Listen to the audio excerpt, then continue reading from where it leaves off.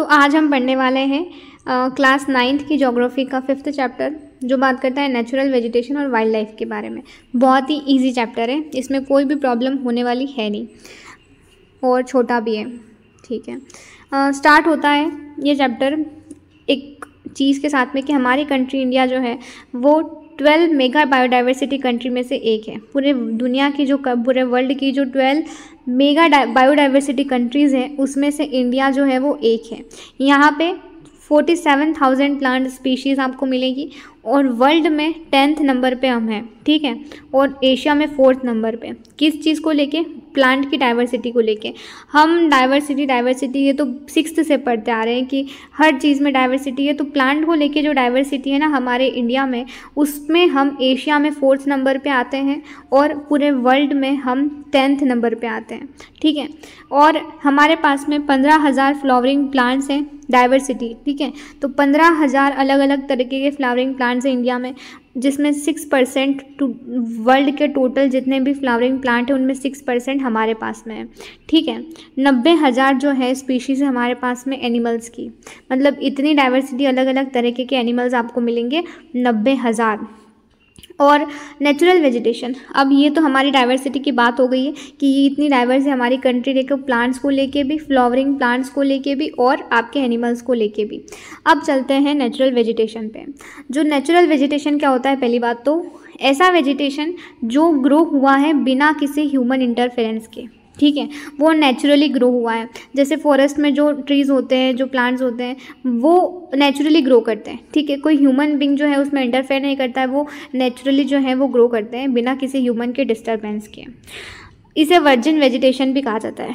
अब virgin vegetation जो उसकी एक अलग डेफिनेशन है पर्टिकुलर, बट नेचुरल वेजिटेशन वो वेजिटेशन है जिसमें कोई ह्यूमन बीइंग इंटरफेयर नहीं करेगा, वो अपने आप जो है वो क्या कर रहा है? ग्रो हो रहा है, नेचुरली ग्रो हो रहा है। तो जो हम कल्टीवेट करते हैं, जो फ्रूट्स हम उगाते हैं, जो क्रॉप्स हम उगाते हैं, वो नेचुरल वेजिटेशन में नहीं आते हैं। ठीक है, क्योंकि उन्हें तो ह्यूमन बीइंग इंटरफेयर कर रहा है ना, उनमें तो ह्यूमन बीइंग जो है उन्हें कल्टीवेट कर रहा है, उन्हें जो है ग्रो कर रहा है, तो इस वजह से उन्हें हम नेचुरल वेजिटेशन नहीं कह सकते हैं। नेचुरल वेजिटेशन वो सारी चीज़ें होंगी जो फॉरेस्ट में होंगी, जहाँ पे ह्यूमन का इंटरफेयर नहीं होगा। ठीक है, फिर वर्जिन वेजिटेशन क्या होता है?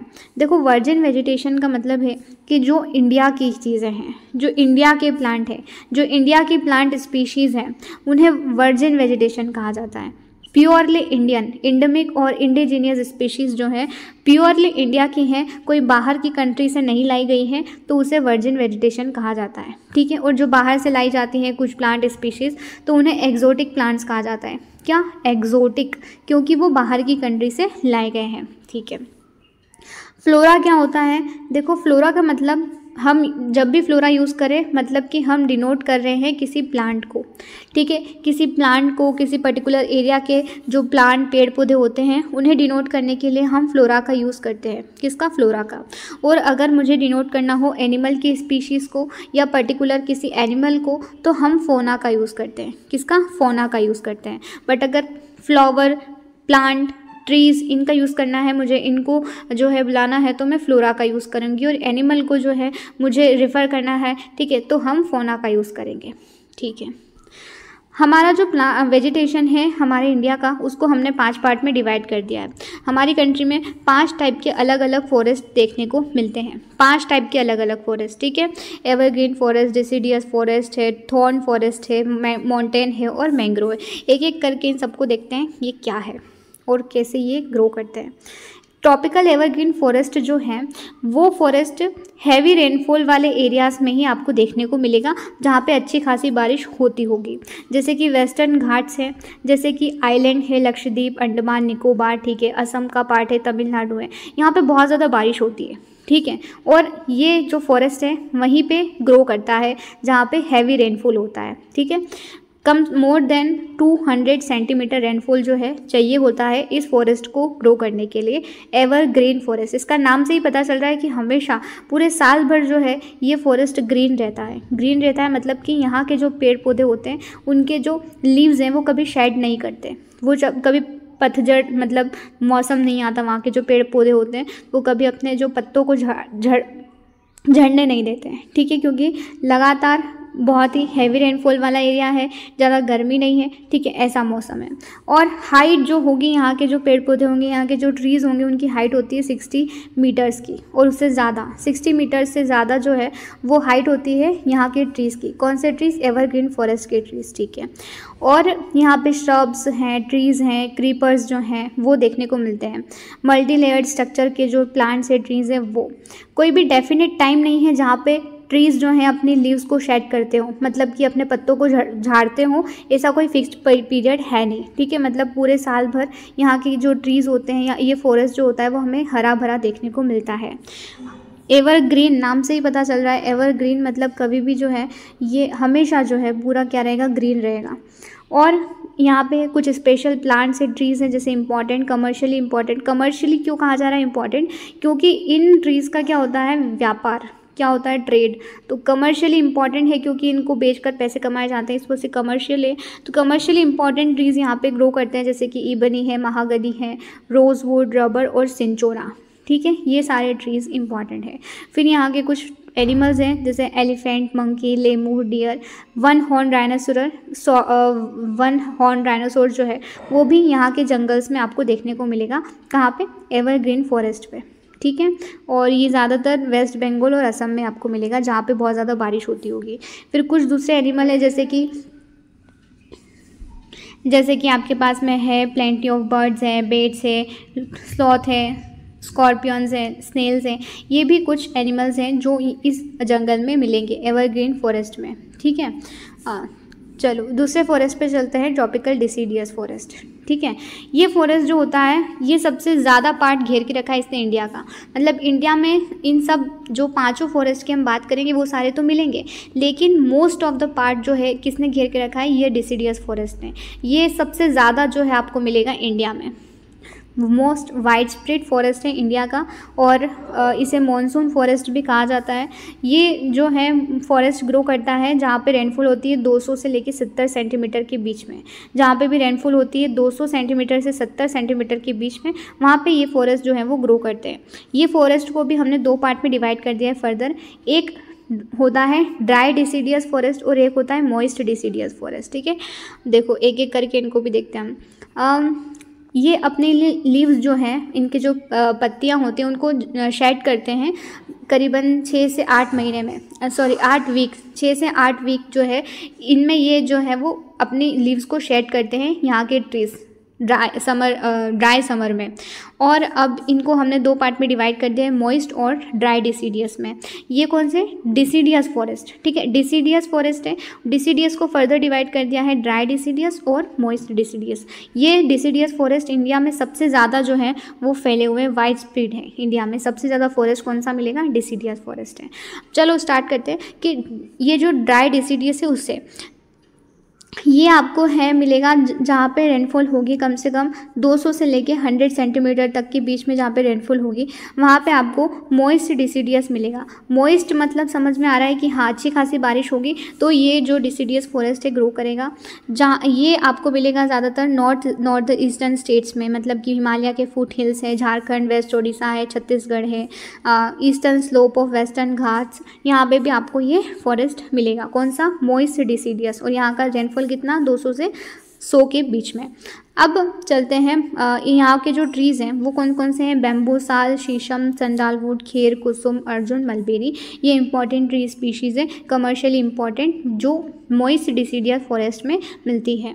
ड्राई डिसीडियस फॉरेस्ट में रेनफॉल होना चाहिए 100 से लेकर 70 सेंटीमीटर के बीच में, मतलब कम रेनफॉल है एज़ कंपेरिजन टू मॉइस्ट से, ठीक है। तो वहाँ पे कितना था? 200 से 100 तक का सेंटीमीटर का रेनफॉल था, उसमें ग्रो हो रहा था मॉइस्ट डिसीडियस फॉरेस्ट। और यहाँ पे 100 से 70 तक का है ड्राई डिसीडियस है। यहाँ के कुछ ट्रीज़ हैं जैसे कि पीपल, नीम है, ये ग्रो करते हैं। टीक, साल, पीपल, नीम, ये सारे ट्रीज़, ठीक है। और ये आपको जो ड्राई डिसीडियस फॉरेस्ट है वो मिलेगा पेनिनसुलर प्लेट्यू में, बिहार के प्लेन में, यूपी के प्लेन में भी देखने को मिलेंगे। फिर अगर मैं ये सारे फॉरेस्ट की बात करूँ तो एनिमल्स की, तो lion, tiger, pig, deer, elephant, lizard, snake, tortoise जो है अलग अलग बर्ड की स्पीशीज़ भी यहाँ पे मिलती है। कौन से? डिसीडियस फॉरेस्ट में। और डिसीडियस फॉरेस्ट कितने टाइप के होते हैं? 2 टाइप के होते हैं, मॉइस्ट भी होते हैं और ड्राई भी होते हैं। अब चलते हैं थॉर्न फॉरेस्ट और स्क्रब्स पे। थॉर्न फॉरेस्ट जो है वो ग्रो होता है 70 सेंटीमीटर से कम रेनफॉल। जहाँ पे 70 सेंटीमीटर से कम रेनफॉल होता है उस एरिया में थॉर्न फॉरेस्ट जो है वो मिलता है। मतलब राजस्थान वाला पार्ट, डेजर्ट वाला पार्ट जहाँ पे कम बारिश होती हो, वहाँ पे आपको क्या मिलेगा? थॉर्न फॉरेस्ट मिलेगा। यहाँ पे थॉर्नी ट्रीज मिलेंगे, कांटे वाले जो पेड़ हैं वो मिलेंगे। यहाँ पे कैक्टस जो हैं, ये सारे देखो, ये मैप बताया जा रहा है जहाँ पे पूरा डिस्ट्रीब्यूशन बता रहा है कौन कौन सा फॉरेस्ट कौन से एरिया में लोकेटेड। जैसे एवरग्रीन की बात हो रही है तो ये वाला पार्ट है, ये नीचे वाला पार्ट जहाँ पे बहुत ज़्यादा बारिश होती है वहाँ पे। फिर डिसीडियस फॉरेस्ट पूरे इंडिया में फैला हुआ है, ठीक है, जहाँ पे कम भी बारिश नहीं है, ज़्यादा भी बारिश नहीं है, ठीक है, मीडियम साइज़ की है। फिर जो है थॉर्न फॉरेस्ट, ये डेजर्ट वाला पार्ट, ठीक है, जहाँ पे बहुत ही कम बारिश हो रही है। फिर अलग अलग जो है डिस्ट्रीब्यूशन बता रहा है। कुछ यहाँ पे आपको जो ट्रीज़ मिलते हैं वो बशेस मिलते हैं, कैक्टस मिलते हैं, ये हमारे नॉर्थ वेस्टर्न पार्ट में मिलता है। कौन सा? Thorn forest. मैंने बताया ना राजस्थान वाला पार्ट, ये कवर करता है गुजरात, राजस्थान, MP, छत्तीसगढ़, UP और हरियाणा वाला पार्ट, ठीक है, थॉर्न फॉरेस्ट। और क्या है इसमें कि यहाँ के जो प्लांट स्पीशीज़ है वो कौन कौन सी है? अकेशियाज है, पाम्स है, यूफोर्बियाज है, कैक्टी हैं, ये सारे ट्रीज़ प्लांट्स जो हैं वो मिलेंगे। यहाँ के जो ट्रीज़ होते हैं उनकी रूट जो होती है, उनकी जो जड़ें होती हैं वो बहुत ज़्यादा गहराई में जाती हैं। क्यों? क्योंकि देखो प्लांट को ज़रूरत होती है पानी की, उसको जब पानी मिलता नहीं है ऊपर से तो वो नीचे जो है ज़मीन में पानी तलाश करने लगते हैं, ठीक है। वो जो उनकी जो रूट्स होती हैं वो, तो इनकी जो रूट्स होती हैं ना बहुत ही ज़्यादा डीप जो हैं वो फैली हुई होती हैं। यहाँ के कुछ एनिमल्स हैं जैसे कि rat, mice, rabbit, fox, wolf, tiger, lion, wild ass, horses, camels, ये सारे एनिमल्स भी यहाँ पे मिलते हैं। कहाँ पे? आपका जो थॉर्न फॉरेस्ट है यहाँ पे। अब आते हैं माउंटेन। माउंटेन इसके नाम से ही समझ में आ रहा है कि माउंटेन, ठीक है। माउंटेन से क्या समझ में आ रहा है? माउंटेन मतलब ये जो फॉरेस्ट है वो आपको मिलेगा माउंटेन पे, हाइट वाले एरिया जो होंगे वहाँ पे आपको माउंटेन फॉरेस्ट मिलेंगे। और इनको हमने फर्दर डिवाइड कर दिया, जैसे कि डिसीडियस फॉरेस्ट को हमने डिवाइड कर दिया था मॉइस्ट और ड्राई में, इसी तरीके से माउंटेन फॉरेस्ट को भी हमने डिवाइड कर दिया है अलग अलग पार्ट्स में उसकी ऊंचाई के हिसाब से, ठीक है। जैसे कि ये जो आपको जो ये फ़ोटो देखने को मिल रहा है पिक्चर, इसमें भी देखने को मिलेगा कि जैसे जैसे हाइट बढ़ रही है तो वेजिटेशन में क्या आ रहा है? डिफरेंस आ रहा है। मतलब अलग अलग तरीके के जो पेड़ हैं वो मिलेंगे, अलग अलग ऊंचाई पे जाएंगे, तो जैसे जैसे ऊपर जाएंगे, हाइट पे जाएंगे। तो पढ़ लेते हैं। जैसे कि हाइट जो होगी 1000 से लेकर 2000 मीटर तक की हाइट होगी तो वहाँ पे आपको ब्रॉड लीफ के ट्रीज़ मिलेंगे, लंबी लंबी चौड़ी पत्तियों के जो ट्रीज़ हैं वो मिलेंगे, ओक्स है, चेस्टनट हैं, वो मिलेंगे। फिर जब हम 1500 से 3000 तक की हाइट तक जाएंगे, ठीक है। अब ये देखो 1000 से 2000, ठीक है। फिर इसके बीच में कहीं 1500 आता होगा तो फिर 1500 से 3000 वाली हाइट पे जाएंगे तो यहाँ पे आपको कॉनिफेरस ट्रीज़ मिलेंगे। कॉनिफेरस ट्रीज़ मतलब पाइन है, देवदार है, सिल्वर फियर है, स्प्रूस है, सिडार है, ये ट्रीज़ आपको मिलेंगी बीच वाले पार्ट में। फिर हम जाएंगे जब हाइट में और ऊपर जाएंगे 3600 मीटर तक की हाइट में जाएंगे सी लेवल से, तो वहाँ पे आपको सिल्वर फीर, जूनिपर्स, पाइन है, बिर्चेस हैं, ये सारे ट्रीज़ वहाँ पे मिलेंगे। अल्पाइन ग्रास लैंड्स जो हैं मतलब ग्रासेस जो हैं वो ज़्यादा मिलेगी। गुज्जर्स, बकरवाल्स की जो ट्राइब होती है वो भी ज़्यादातर इन्हीं एरियाज़ में रहना पसंद करती है, ठीक है। कुछ यहाँ पे एनिमल्स देखने को मिलते हैं जैसे कि स्पॉटेड डियर, वाइल्ड शीप है, जैक है, रैबिट है, तिब्बतन एंटीलोप है, याक, स्नो लेपर्ड है, squirrel, shaggy horn, wild ibex, bear, rare red panda, sheep, goats, thick hair की, इनके जो हेयर होते हैं वो थिक होते हैं, ठीक है। तो ये सारे आपको माउंटेन फॉरेस्ट में मिलते हैं। अब फिर से एक बार नहीं समझ में आया तो देखो, ये माउंटेन वाला एरिया है, ठीक है। जैसे जैसे मैं हाइट पे जाऊंगी ना तो वेजिटेशन बदलता जाएगा। जैसे पहले मैंने कौन सी हाइट की बात की है? 1000 से 2000 के बीच की जो हाइट थी वहाँ पे अलग टाइप का वेजिटेशन। फिर मैंने बात की 1500 से लेकर 3000 तक की, इतनी, ठीक है, तो वहाँ पे अलग वेजिटेशन। फिर आपका 3600 3000 से तो वहाँ पे अलग वेजिटेशन। इस तरीके से जैसे जैसे हाइट पे जाते हैं तो वेजिटेशन भी क्या होता है? बदलता जाता है। माउंटेन पे जो फॉरेस्ट मिलता है उसे क्या बोलते हैं? माउंटेन फॉरेस्ट, ठीक है। और यहाँ के सारे जो ट्रीज़ हैं और प्लांट्स हैं, ट्रीज़ और जो एनिमल्स हैं उनकी हमने बात कर चुके हैं। अब मैंग्रोव फॉरेस्ट। मैंग्रोव फॉरेस्ट क्या होता है? ये फॉरेस्ट मेनली ग्रो करता है कोस्टल एरियाज़ के पास में। जैसे ये इंडिया का एरिया है, तो ये इंडिया का आधा हिस्सा मतलब पेनिनसुलर प्लेट्यू बोल देते हैं। तो इसका जो ये तट वाला इलाका है, जो कोस्टल एरियाज़ है ना, यहाँ पे आपको मैंग्रोव फॉरेस्ट मिलेंगे। मैंग्रोव ये तट मतलब कोस्टल वाला जो इलाका होता है, वहाँ पे ये सिचुएटेड होते हैं, ये लोकेटेड होते हैं वहाँ पे मैंग्रोव फॉरेस्ट। ठीक है, यहाँ पे इनको झेलना पड़ता है बहुत सारी आपदाएं, जैसे टाइड्स आते हैं, जो साइक्लोन्स आते हैं, इन्हीं से पेड़ों से यहाँ पे बड़े बड़े जो पेड़ होते हैं उनसे टकराते तो हैं वही। ठीक है, जैसे कि ये पिक्चर में आपको मिलेगा फोटो में कि ये जो समुद्र वाला इलाका है उसके पास में मैंग्रोव फॉरेस्ट जो है वो डेवलप होता है। मैंग्रोव ट्रीज़, इनकी भी जो रूट्स होती हैं वो बहुत ही डीप होती हैं और वाटर के अंदर सबमर्ज होती है। जैसे कि हमने थॉर्न फॉरेस्ट की बात की थी, तो उसमें भी जो प्लांट्स ट्रीज़ होते थे उन्हें पानी खोजने के लिए अंदर डीप रूट होती थी इनकी भी। तो इसी तरीके से जो मैंग्रोव फॉरेस्ट होते हैं, इनकी भी रूट्स जो होती हैं वो डीप जाती हैं वाटर में। ठीक है, ओशन वाटर में, सी वाटर में कह सकते हैं।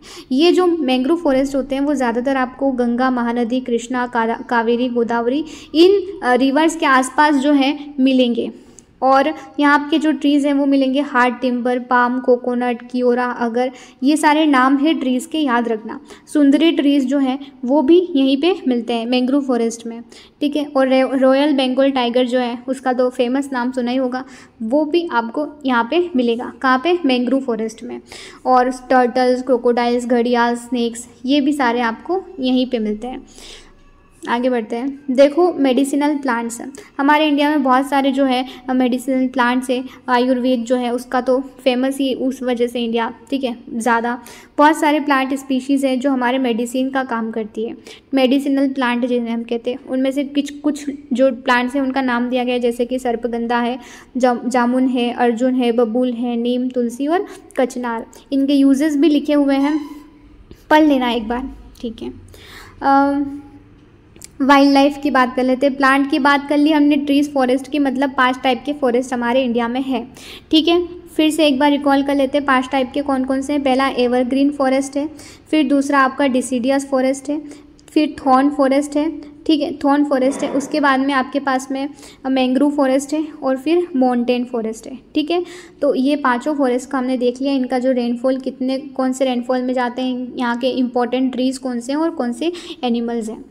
फिर वाइल्ड लाइफ पे आते हैं। हमारे इंडिया में करीबन 90,000 जो है एनिमल स्पीशीज़ है, मतलब अलग अलग कैटेगरी के एनिमल मिलेंगे 90,000, और 2,000 टाइप की स्पीशीज़ है बर्ड्स की। ठीक है, और पूरे वर्ल्ड की अगर मैं बोलूँ 13%, पूरे वर्ल्ड की 13% जो है हमारे पास में बर्ड स्पीशीज़ है, बोल सकते हैं बर्ड एनिमल स्पीशीज़ को मिला के। उनमें से 12% वर्ल्ड की 12% है। ठीक है, ये बर्ड्स की, और एनिमल्स की 13%। 5 से 8% जो है हमारे पास में पूरे वर्ल्ड के एम्फीबियंस, रेप्टाइल्स, मेमल्स जो हैं वो मिलेंगे। ठीक है, इतनी डाइवर्सिटी हमारे पास में, एनिमल्स को लेके भी, प्लांट्स को लेके भी, हर चीज़ में। पिछले चैप्टर में हमने क्लाइमेट को लेके देखा था डाइवर्सिटी। देखो, एलिफेंट जो होता है ना वो बहुत ही मैजेस्टिक एनिमल होता है मैमल्स में, मतलब मैमल्स जितने भी होते हैं उनमें से एनिमल जो है एलिफेंट जो है वो सबसे मैजेस्टिक एनिमल है, जो आपको असम, कर्नाटक, केरला में मिलेगा। 1 हॉर्न डायनासोर जो है वो भी अलग जो एनिमल्स हैं, जो कि स्वैम्पी और मार्शी लैंड में मिलता है, असम में, वेस्ट बंगाल में। ठीक है, वहाँ पे। फिर नील गाय जो है उसके बारे में आपने सुना होगा, इसे ब्लू बुल भी बोला जाता है नील गाय को। ठीक है, चौसिंगा जो कि 4 हॉर्न एंटीलोप है, गैजल एक डिफरेंट टाइप का डियर है। तो ये भी हमारे इंडिया में मिलते हैं, ये सारे एनिमल्स। ठीक है, ये अलग अलग, आपने कभी नाम सुना नहीं होगा तो सुनो और इसे समझो। देखो wild life protection act implement हुआ था इंडिया में 1972 में। वाइल्ड लाइफ प्रोटेक्शन एक्ट, इस एक्ट के तहत होता क्या है कि हमारे इंडिया में जितने भी वाइल्ड लाइफ है उनको प्रोटेक्ट करने की बात की जाती है, इसी वजह से तो इसका नाम है वाइल्ड लाइफ प्रोटेक्शन एक्ट। 1972 में इम्प्लीमेंट हुआ था। और हमारे इंडिया में देखो गवर्नमेंट लाती रहती है पॉलिसी, अलग अलग एक्ट्स जो हैं हमारे वाइल्ड लाइफ को प्रोटेक्ट करने के लिए, नेचुरल वेजिटेशन को प्रोटेक्ट करने के लिए, और उन सब के बारे में हम पढ़ेंगे विषय। इंडिया में एक गिर फॉरेस्ट है गुजरात में। ठीक है, जहाँ पे टाइगर स्पीशीज़ एशियाटिक लोयन जो है वो मिलता है पूरे एशियाटिक लोयन जो है ना वो यहाँ पे मिलता है गिर फॉरेस्ट, कहाँ का, गुजरात का गिर फॉरेस्ट है वहाँ पे।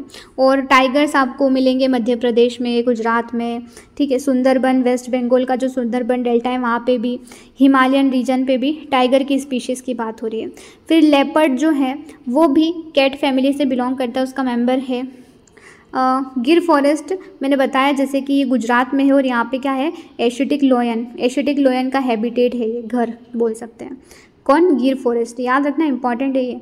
फिर तिब्बतन एंटीलोप है, शैगी, ये तो अलग अलग जो है ये सारी स्पीशीज़ भी इंडिया में मौजूद है वो बताया जा रहा है, ठीक है। Rare red panda, ibex, bear, snow leopard है, तिब्बतन एंटीलोप है, भराल है, ये सारे जो एनिमल स्पीशीज़ है वो हमारे पास में है इंडिया में। रिवर्स में क्या होता है कि रिवर्स हो, लेक हो, कोस्टल एरियाज़ हो, वहाँ पर ज़्यादातर घड़ियाल है, क्रोकोडाइल, टर्टल्स जो हैं वो रहते हैं, उनका घर होता है मेनली रिवर्स, लेक्स और पानी वाला जो इलाका होता है वो। बाकी सारी चीज़ें इन्हीं के बारे में बात हो रही है, बट मेन जो इस चैप्टर का सार है वो यही है कि 5 हमारे इंपॉर्टेंट वेजिटेशन और थोड़े वाइल्ड एनिमल्स जिनकी हमने बात की है, कितनी डाइवर्सिटी है इन दोनों को लेके, प्लांट को भी और एनिमल को लेके। हमारे इंडिया में बहुत डाइवर्सिटी और अलग अलग टाइप के जो है वो ये सब प्रेजेंट है, ये इंपॉर्टेंट चीज़ है। इंपॉर्टेंट में फिर से कि वाइल्ड लाइफ सेंचुरी हमारे इंडिया में कहाँ कहाँ पे, जो रेड डॉट में जितने भी हैं जगह हैं वहाँ पे आपको वाइल्ड लाइफ सेंचुरीज इस्टेब्लिश है। फिर बर्ड सेंचुरी भी है। ये सेंचुरी क्या है, पार्क क्या है, देखो ये सेंचुरी और पार्क जो है वो बनाए गए गवर्नमेंट के द्वारा, ताकि वहाँ के एरिया के जो भी प्लांट एनिमल स्पीशीज़ है उनको प्रोटेक्ट किया जाए, बचाया जाए उनको, क्योंकि ह्यूमन जो होता है वो इनकी हंटिंग करता है, ठीक है। तो इस वजह से इनको प्रोटेक्ट करने के लिए ये सारी वाइल्ड लाइफ सेंचुरीज़ हैं, बर्ड सेंचुरीज़ हैं, पार्क्स हैं, ये बनाए गए हैं। देखो हंटिंग करता है ह्यूमन अपने जो है लालच की वजह से, थोड़े बहुत पैसे के लिए, ठीक है, कमर्शियल पर्पस के लिए कि उनकी जो स्किन है उनको बेचा जाता है मार्केट में। फिर पॉल्यूशन ड्यू टू केमिकल और इंडस्ट्रियल वेस्ट जो है, एसिड डिपॉजिट, वो भी हमारे रिवर्स को जो है वो गंदा करता है। और रिवर्स का पानी मेनली जो एनिमल्स रहते हैं, एनिमल्स उसके अंदर जो घड़ियाल्स रहते हैं, क्रोकोडाइल्स रहते हैं, वो उसी में रहते हैं, तो वो भी उनकी वजह से डेथ होती है जब हम पॉल्यूशन फैलाते हैं रिवर्स में भी। हमारे ह्यूमन के साथ साथ इन बेचारे एनिमल्स जो होते हैं इनकी भी जान जाती है, ठीक है। फिर इम्पॉर्टेंट चीज़ है अब कि 18 बायोस्फीयर रिजर्व प्रेजेंट है हमारे इंडिया में। कितने, 18 बायोस्फीयर रिजर्व जो है वो प्रेजेंट है और उनके नाम दिए गए हैं सारे, जैसे कि इनमें से 12 का नाम यहाँ पे दिया गया है, नंदा देवी, गल्फ ऑफ मन्नार, नीलगिरी, नोकरेक है, ग्रेट निकोबार, सिंपलीपाल है, पंचमढ़ी है, अचनकमार और अमरकंटक, अगस्तमलई, कंचनजंगा, पन्ना, ये सारे 12 है 18 में से, ठीक है। फिर और क्या दिया गया है, ये सारे 18 बायोस्फीयर रिजर्व पूरी लिस्ट है, याद रखना कौन कौन से कहाँ पे सिचुएटेड है। यहाँ से भी क्वेश्चन बनते हैं कि कौन सा बायोस्फीयर रिजर्व कहाँ पे सिचुएटेड है, कौन से स्टेट में है, कौन से डिस्ट्रिक्ट में है, वो सारी चीज़ें। देखो फाइनेंशियल और technical assistance is provided to many botanical gardens by the government since 1992। तो बहुत सारे जो फाइनेंशियल या टेक्निकल असिस्टेंस जो है वो प्रोवाइड किए जाते हैं बॉटनिकल गार्डन्स में 1992 में। ये एक्ट है, सारे एक्ट ही हैं सर, जैसे कि प्रोजेक्ट टाइगर है, प्रोजेक्ट राइनो है, प्रोजेक्ट ग्रेट इंडियन बस्टर्ड है। ये सारे प्रोजेक्ट लाए गए हैं ताकि हम इन सब स्पीशीज़ को क्या कर सके, प्रोटेक्ट कर सके, बचा सके। और 18 बायोस्फीयर रिजर्व के अलावा हमारे पास में 103 जो है नेशनल पार्क्स है, 563 वाइल्ड लाइफ सेंचुरीज़ है, जूलॉजिकल गार्डन्स भी है, ठीक है। और एक इम्पॉर्टेंट चीज़ साइबेरियन क्रेन, ये क्या है, देखो ये एक बर्ड स्पीशीज़ है जो ज़्यादातर जो है वो रहती है दूसरी दुनिया में, मतलब कि दूसरे देश में रहती है, लेकिन एक समय ऐसा आता है जब ये माइग्रेट होके वहाँ जब ठंड पड़ती है बहुत ज़्यादा तो ये इंडिया में आ जाती है, ठीक है। इंडिया का जो रन ऑफ कच्छ है गुजरात का, वहाँ पे मेनली ये बर्ड्स जो हैं वो माइग्रेट करके आती रहती हैं। साइबेरियन क्रेन, याद रखना नाम साइबेरियन के, इसे है ना माइग्रेटरी बर्ड भी कहते हैं। एक इम्पॉर्टेंट चीज़, माइग्रेटरी बर्ड भी इसे कहते हैं। चलो ये चैप्टर ख़त्म हो चुका है। मैं इंपॉर्टेंट बता देती हूँ इस चैप्टर का क्या है। इस चैप्टर के फॉरेस्ट, ठीक है, जो 5 फॉरेस्ट हमने पढ़े ना, अच्छे से उन्हें पढ़ना कि वो फॉरेस्ट कब कहाँ पे होते हैं, क्या रेनफॉल होता है, उनके रहने का क्या एनिमल्स स्पीशीज़, कौन सी प्लांट स्पीशीज़ वहाँ पे होती है, हमारे यहाँ पे कितने वाइल्ड लाइफ सेंचुरी है, कितने नेशनल पार्क है, कौन कौन सी पॉलिसीज़ बनाई गई है इनको प्रोटेक्ट करने के लिए, वो इम्पॉर्टेंट है, ठीक है। चलो, thank you and have a nice day. Please do like share subscribe and comment.